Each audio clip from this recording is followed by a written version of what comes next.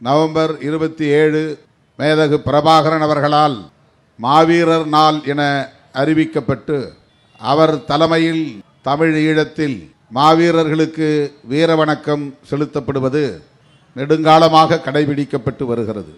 நேற்று அவருடைய பிறந்த நாள், இன்று மாவீரர் நாள். ஆங்கிலத்திலே இதை ஹீரோஸ் டே என்று புலிகள் உலகத் தமிழர்கள் அழைக்கிறார்கள். தமிழிலே மாவீரர் நாள் என அழைக்கப்பெற்றாலும் ஆங்கிலத்தில் ஹீரோஸ் டே என்று அழைக்கப்படுகிறது. ஈழ மண்ணில் இன்றைக்கு எல்லா மாவீரர் துயிலும் இல்லங்களிலும் பல்லாயிரக்கணக்கானவர்கள் திரண்டு இதே நேரத்தில் மெழுகுவர்த்தி ஏற்றி அஞ்சலி செலுத்திக் கொண்டிருக்கிறார்கள். உலக நாடுகள் முழுவதும் எங்கெல்லாம் புலம்பெயர்ந்த ஈழத் தமிழர்கள் வாழ்கிறார்களோ அங்கெல்லாம் இந்த நாள் கடைபிடிக்கப்படுகிறது, வீர வணக்கம் செலுத்தப்படுகிறது. ஏன் இந்த நாளை அண்ணன் பிரபாகரன் அவர்கள் தேர்வு செய்தார் என்றால், விடுதலை புலிகள் இயக்கத்தில் முதல் களப்பலி ஆன சங்கர் தமிழகத்திற்கு வந்து சிகிச்சை எடுத்து பலனளிக்காமல் உயிரிழக்க நேர்ந்தது. அவர் காலமான நாள்தான் நவம்பர் 27. ஒவ்வொரு நாளும் அப்படி களத்தில் பல போராளிகள் உயிரிழக்கிறார்கள். ஒவ்வொரு போராளிக்கும் அவரவர் நினைவு நாளில்தான் வீர வணக்கம் செலுத்த வேண்டும் என்றால் வருடத்தில் 365 நாளும் வீர வணக்கம் செலுத்த வேண்டிய நாட்களாகத்தான் இருக்கும்.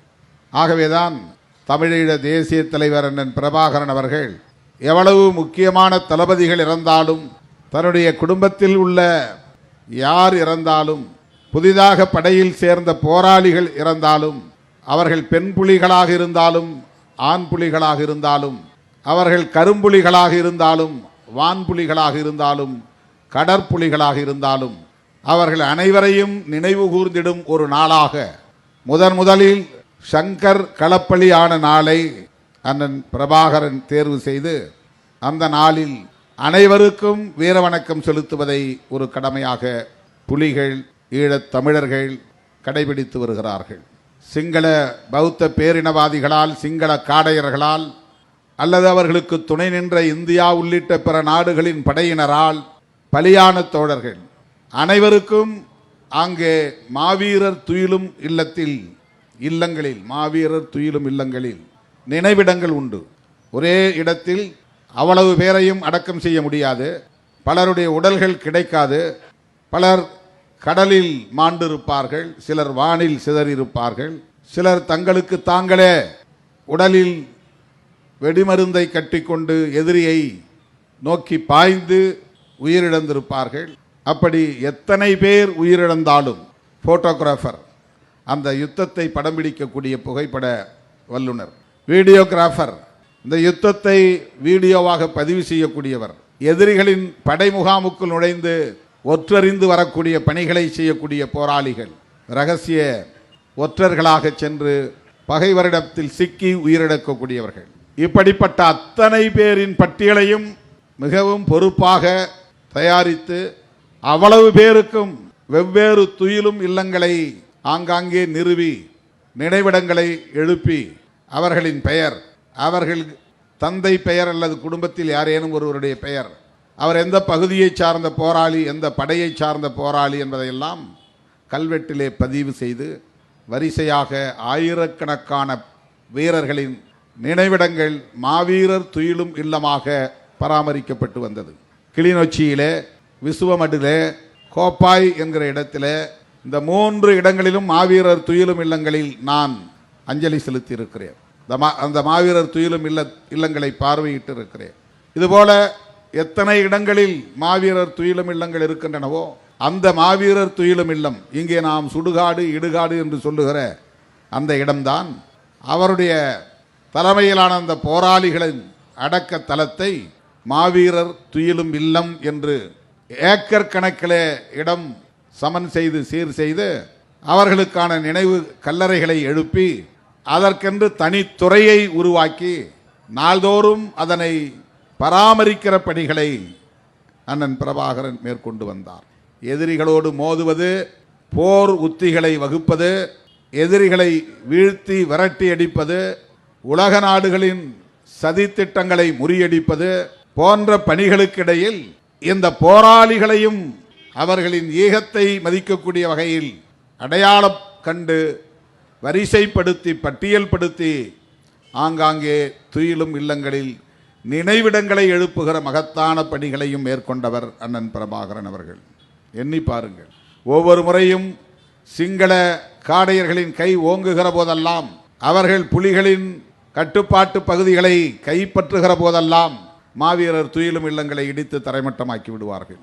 யாழ்ப்பாணம் அவர்கள் கட்டுப்பாட்டில் இருந்தபோது யாழ்ப்பாணத்தில் இருந்த கோப்பாய் என்கிற இடத்தில் மாவீரர் துயிலும் இல்லத்தை முற்றாக சிதைத்து ஏரோட்டி விட்டார்கள். அந்த சுவடே தெரியாமல் ஆக்கிவிட்டார்கள். மறுபடி புலிகள் அந்த இடத்தை கைப்பற்றுகிறார்கள். யாழ்ப்பாண பரப்பை, அந்த நிலப்பரப்பை சிங்கள காடையர்களை விரட்டி விட்டார்கள். மறுபடியும் அதே இடத்தில் மாவீரர் துயிலும் இல்லம் ஏற்கனவே எப்படி இருந்ததோ அப்படி உருவாக்கப்பட்டது. முதல் வரிசையில் யார், இரண்டாவது வரிசையில் யார், என்ன பெயர், அவர் எந்த நாட்டிலிருந்து வந்தவர், அதாவது தமிழ்நாட்டிலிருந்து வந்த போராளிகளின் நினைவிடமும் அங்கே உண்டு.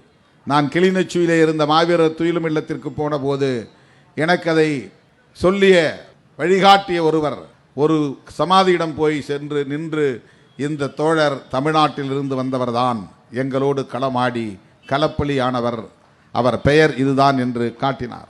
அப்படி பலர் உயிரிழந்திருக்கிறார்கள். ஒருவரை கூட, களப்பலியான ஒருவரை கூட மறந்துவிடாத வகையிலே, அவர்களின் நினைவை போற்றும் வகையிலே அவர்களுக்கு நினைவு கல்லறைகளை எழுப்பி மாவீரர் துயிலும் இல்லமாக நிறுவி ஆண்டுதோறும் அந்த இடத்தில் அந்தந்த போராளிகளின் குடும்பத்தை சார்ந்தவர்கள் வந்து ஒரே நேரத்தில் அனைவரும் மெழுகுவர்த்தியை ஏற்றி வைத்து எழுந்து நின்று அமைதி காத்து அகவணக்கம் செலுத்துகிற ஒரு கட்டுப்பாட்டை கடைபிடித்தார்கள். வீரவணக்கம் செலுத்தினார்கள். ஒவ்வொரு மாவீரர் துயிலும் இல்லத்திற்கும் ஒரு படை தளபதி வந்து அங்கே அவர்களோடு மக்களோடு மக்களாக நின்று அஞ்சலி செலுத்துவதை வாடிக்கையாக கொண்டிருந்தார்கள். ஆனால் காட்டில் எங்கோ ஒரு இடத்தில் இருந்து தமிழீழ விடுதலை புலிகளின் தலைவரும் தமிழீழ தேசிய தலைவருமான அண்ணன் பிரபாகரன் அவர்கள் சரியாக 6:05 மணியளவில் அந்த வீர வணக்கத்தை செலுத்திவிட்டு மாவீரர் நாள் உரை ஆற்றுவது வழக்கம். வருடத்திற்கு ஒரு முறைதான் அவர் உரையாற்றுவார்.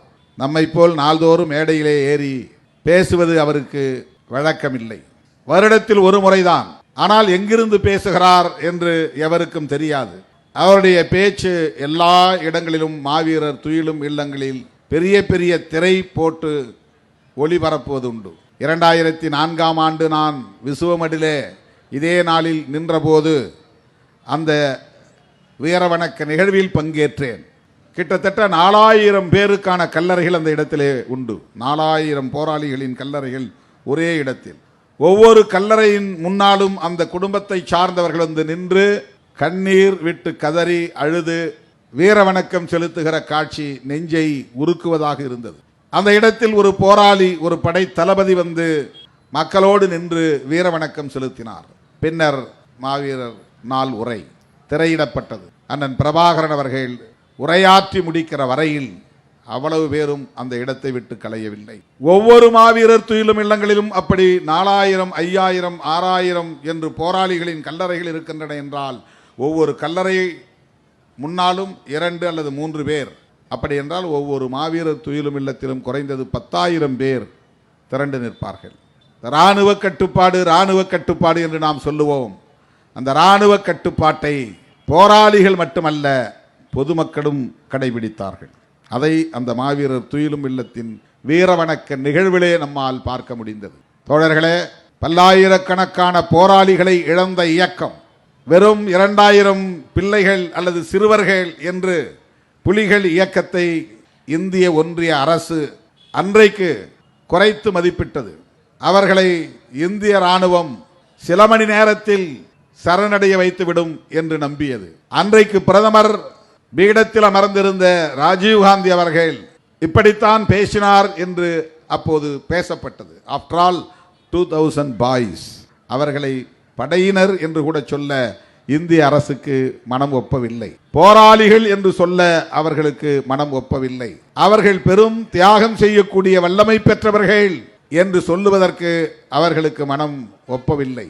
ஆஃப்டர் ஆல் 2000 பாய்ஸ், சிறுவர்கள், 2000 சின்ன பசங்க, அவர்களை சில மணி நேரத்தில் சரணடைய வைத்துவிட முடியும். ஏனென்றால் இந்தியா மிகப்பெரிய இராணுவ வலிமை கொண்ட ஒரு தேசம். அப்படி எண்ணித்தான் 1,00,000 துருப்புகளை கொண்ட இந்திய அமைதிப்படையை இலங்கைக்கு, ஈழத்திற்கு இந்திய ஒன்றிய அரசு IPKF என்கிற பெயரில் அனுப்பி வைத்தது. இந்தியன் பீஸ் கீப்பிங் போர்ஸ், இந்திய அமைதிப்படை. அந்த படையில் 1,00,000 பேர் இடம்பெற்றிருந்தார்கள்.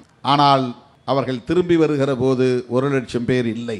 எத்தனை பேர் இந்திய அமைதிப்படையை சார்ந்தவர்கள் உயிரிழந்தார்கள் என்ற கணக்கை இதுவரையில் இந்திய அரசு யாருக்கும் சொல்லவில்லை. அவர்கள் நினைத்ததை போல் புலிகளை இலகுவாக எதிர்கொள்ள முடியவில்லை. யாழ்ப்பாணத்திலே திருநெல்வேலி என்ற ஒரு ஊர் இருக்கிறது. அந்த பகுதியில் அதன் பிரபாகரன் இருக்கிறார் என்ற தகவல் அறிந்து அங்கேயே அவரை கைது செய்துவிட வேண்டும் அல்லது காலி செய்துவிட வேண்டும் என்கிற எண்ணத்தோடு இந்திய அமைதிப்படையின் முன்னணி தளபதிகள், சீக்கிய படை தளபதிகள், சிக் ரெஜிமெண்ட், இராணுவத்திற்குரிய உரிய ஹெலிகாப்டரில் வந்து நேரடியாக திடுமென அவர் இருந்த இடம் நோக்கி மேலே வந்து இறங்கினார்கள். அவர்கள் எதிர்பார்க்கவில்லை.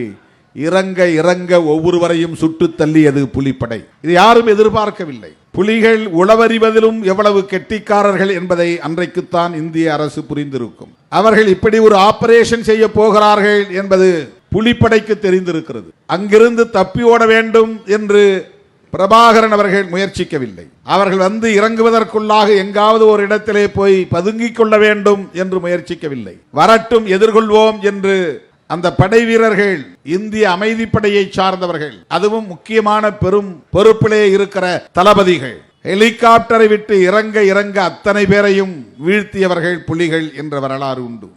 அப்போதுதான் புலிகளை இலகுவாக கையாள முடியாது என்பதை இந்திய அமைதிப்படை உணர்ந்தது. அதே போல ஒரு முக்கியமான தளபதியை பிடித்து பிரபாகரன் எங்கே இருக்கிறார் என்று காட்டுங்கள் என அவரை அச்சுறுத்தி மிரட்டி காட்டுக்குள் அழைத்து சென்ற போது அந்த படை தளபதி அவர் இருக்கும் இடத்தை என்னால் காட்டிக் கொடுக்க முடியாது என்று சொல்ல அந்த இடத்திலேயே அமைதிப்படை அவரை சுட்டுக் கொன்றது. 8 முறை அவரை சுற்றி வளைத்தது இந்திய அமைதிப்படை. ஒவ்வொரு முறையும் அவரை கைது செய்துவிட முடியும் என்று நம்பியது, அல்லது சுட்டு கொன்றுவிட முடியும் என்று கணக்கு போட்டது. 8 முறையும் இந்திய அமைதிப்படை தோல்வியடைந்தது. உலக நாடுகளே புலிகளின் இந்த இராணுவ உத்திகளை கண்டு நடுங்கியது. எப்படி இவர்கள் பயிற்சி பெற்ற, முறையாக பயிற்சி பெற்ற, அனைத்து சூழ்ச்சிகளும் தெரிந்த படையையே எதிர்கொள்கிறார்கள் என்று இந்தியா மட்டுமல்ல உலகமே வியந்தது. புலிகளுக்கு எதிராக சிங்கள பௌத்த படையினர் மட்டும் களத்தில் நிற்கவில்லை தோழர்களே, அமெரிக்க இராணுவத்தை சார்ந்தவர்களும் களத்தில் நின்றார்கள். சிங்கள படையினருக்கு துணையாக நின்றார்கள். நாங்களும் உங்களோட சேர்ந்துக்கிறோம், அவளை அடிச்சு காலி பண்ணுவோம், ஒழிச்சு கட்டுவோம். ஆனால் அவர்களாலும் புலிகளை ஒழித்து கட்ட முடியவில்லை. ஆனையிறவு என்று ஒரு இடம் இருக்கிறது. அங்கே ஒரு யுத்தம் நடக்கிறது. ஆயிரக்கணக்கான சிங்கள படையினர் ஒரு புறம் செருத்து வருகிறார்கள், நூற்றுக்கணக்கான புலிகள் இன்னொரு புறம் அவர்களை எதிர்த்து போகிறார்கள். யுத்தம் மூண்டு பல நாட்கள் நடக்கின்றன. கடைசியாக சிங்கள படையினர் எங்களை விட்டால் போதும், நாங்கள் உயிரோடு தப்பித்து பிழைக்க விரும்புகிறோம், எங்களை விட்டுவிடுங்கள் என்று சரணடையக்கூடிய நிலைதான் வந்தது. சில நூறு புலிகள் ஆனை இரவை மீட்டார்கள். பல்லாயிரக்கணக்கான சிங்கள படையினர் உயிரிழந்தவர்கள் போக மிச்சம் உள்ளவர்கள் புறமுதுகு காட்டி ஓடினார்கள் என்று வரலாறு பதிவாகிறது. அந்த களத்தில் படையினருக்கு, சிங்கள படையினருக்கு உதவியாக அமெரிக்க படையினர் இருந்தார்கள் என்பதும் வரலாறு. அமெரிக்கா அவர்களுக்கு ஆதரவு, கனடா அவர்களுக்கு ஆதரவு, இங்கிலாந்து சிங்களவர்களுக்கு ஆதரவு, இந்தியா சிங்களவர்களுக்கு ஆதரவு, பாகிஸ்தான் சிங்களவர்களுக்கு ஆதரவு, சீனா சிங்களவர்களுக்கு ஆதரவு, இப்படி சுற்றியுள்ள பல நாடுகள், அமெரிக்க ஆதரவு நாடுகள் எல்லோரும் சேர்ந்து இந்த இயக்கத்தை அழித்தொழிப்பதற்கு பல ஆண்டுகள் போராடினார்கள். ஆனாலும் அவர்களை வீழ்த்த முடியவில்லை. கடைசியில் என்ன நடந்தது என்றால், IPKF-ஐ நாங்கள் திரும்ப பெற்றுக் கொள்கிறோம்.